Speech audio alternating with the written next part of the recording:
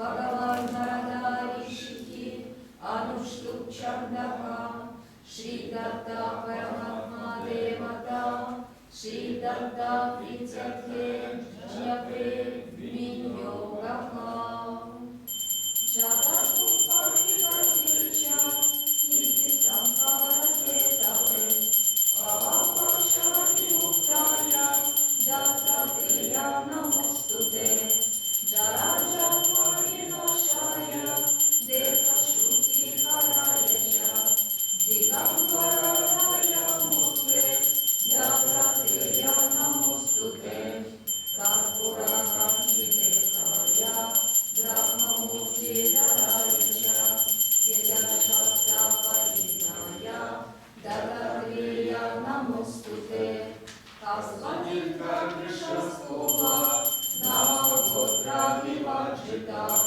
Vajyaputrika Chittaya Dattatriya Namostute Yajnaputrika Yajnaya Yajnarupadarayasha Yajnapriyaya Siddhaya Dattatriya Namostute Anubrahma Madhyavishnu Amdeveva Sadashivava Murtiraya Svarupaya Dattatriya Namostute Bhogaya Bhogaya Yoga Yogyaya Sarine Jitendriya Jitejnaya Dattatriya Namostute Digambaraya Divyaya Divya Rupadarayasha Sadajita Parabrahma Dattatriya Namostute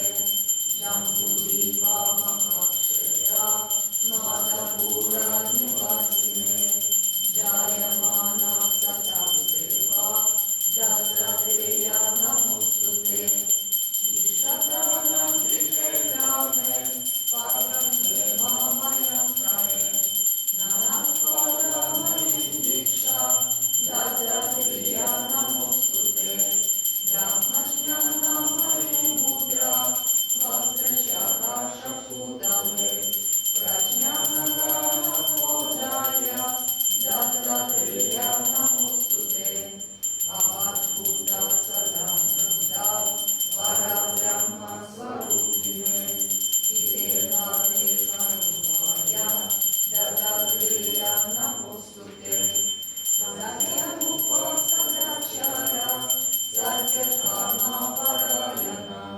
Satyashaya Parokshaya Dattatriya Namostute Shulakasta Gadapane Vanamaya Sukandara Yajna Sutradhara Brahma Dattatriya Namostute Ksharakshara Swarupaya Paratparataraya cha Datta Mukti Parastotra Dattatriya Namostute Datta Vidya Vyalakshmi cha Datta Swapna Swarupine Guna Nirguna Rupaya Dattatriya Namostute Shadruna Shakaram Stotram Jnana Vijnana Dayakam Sarvapapam Shamam Yati Dattatriya Namostute Idam Stotram Mahadivyam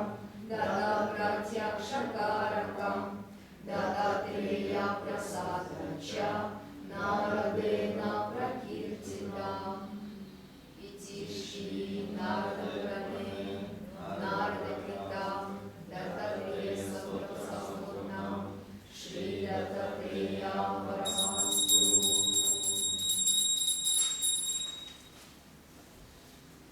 Digambara Digambara Shri Pada Vallabha Digambara Digambara Digambara Shri Pada Vallabha Digambara Digambara Digambara Shri Pada Vallabha Digambara Digambara Digambara Shri Pada Vallabha Digambara Digambara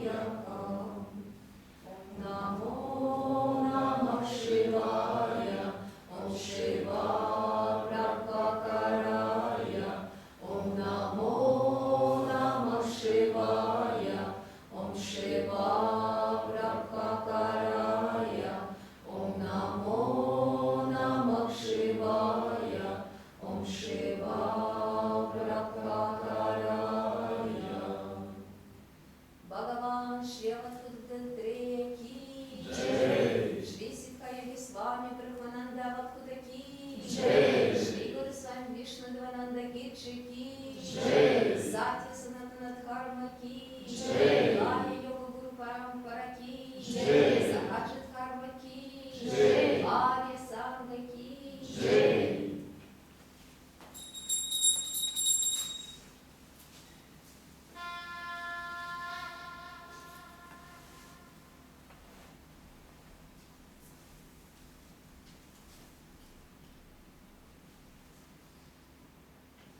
Объект возникает в субъекте, но сам не имеет независимого существования. Потому даже обусловленное состояние или существование есть только понятие, оно нереально. Более того, оно пропадает, когда его наблюдают, исследуют.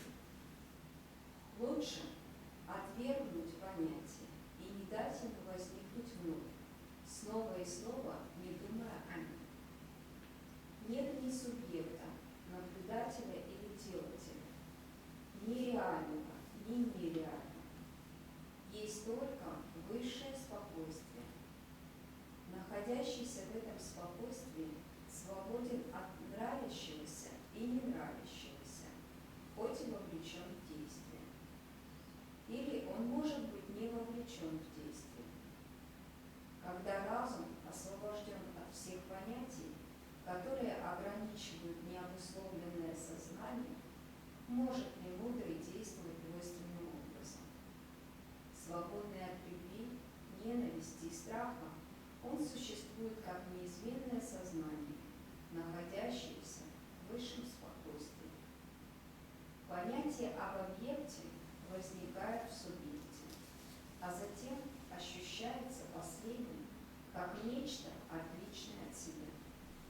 На самом деле и то, и другое, как спящий и пробужденный человек, являются неразличимо единым, как молоко в двух стаканах. Высшее сознание свободно от всех понятий. Из них возникают объекты, а когда понятия оставлены, объекты прекращают свое существование.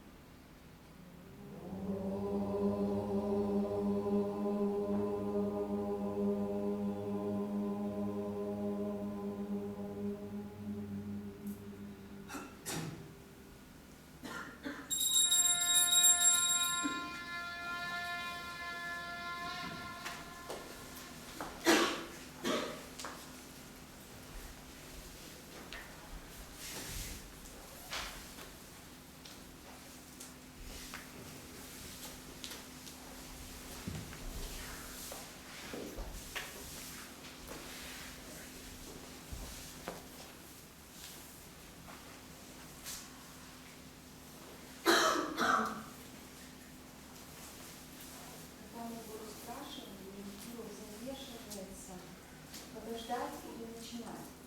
Мы делаем все для богов, и не для божеств. Мы не делаем для людей.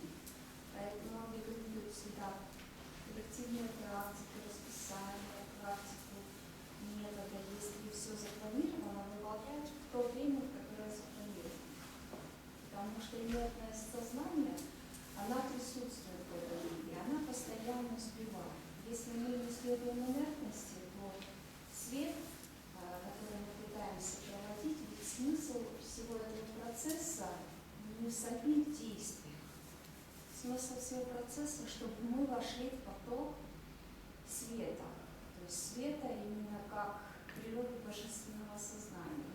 И вот если мы что-то задерживаем, что-то не доделаем или начинаем поздно, или у нас неясность в отношении, это действует наш инертный ум.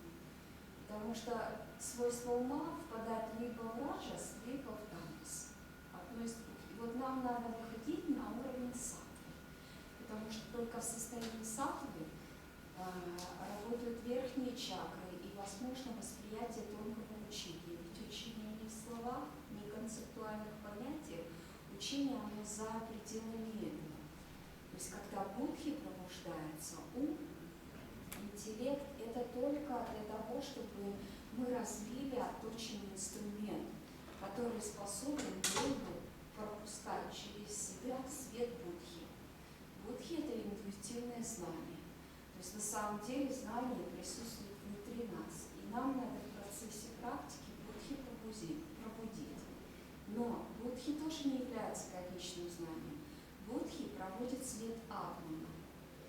И нам нужно добраться до нашего атмана.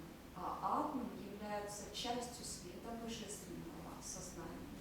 Вот когда мы добираемся до света атмана, мы начинаем переживать божественное сознание, но пока еще в рамках индивидуального сознания. То есть есть тонкая оболочка, которая еще разделяет нас с вселенским сознанием.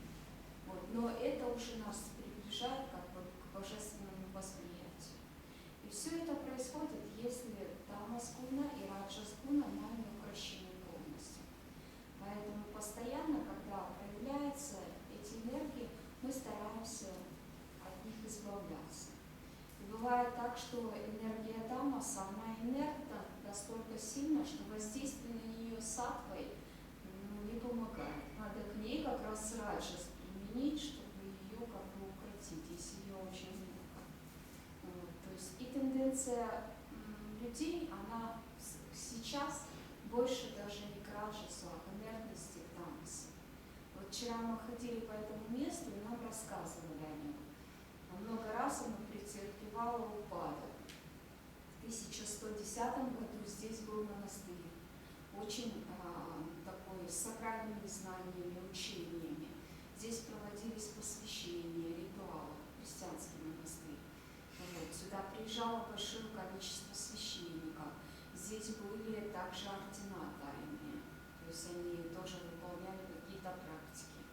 Затем период проходил, это знание уходило. Потом приобретали этот как бы замок, то богатые сословия, то делали его такой мандалой мирской, больше роскошный, то он приходил в упадок, то есть когда разорялось, потом снова поднималось. Во время Великой Отечественной войны здесь оккупация была фашистская, здесь тоже были гарнизоны стояли, то есть пришла энергия раджаса. Затем, после Великой Отечественной войны, здесь появились были представители Советского Союза, да, было передано это место, тоже, как бы, тоже военные части какие-то, тоже больше энергии, все, сгущалось такой группой. Затем еще переходило. И вот все время происходят метаморфозы. И вот на протяжении этих метаморфоз то знания, то те сакральные вещи, которые существуют во Вселенной, они то всплывают на поверхность, то есть мы их видим, то они опять исчезают куда-то в небытие, закрываются вот, энергией тамаса и раджаса.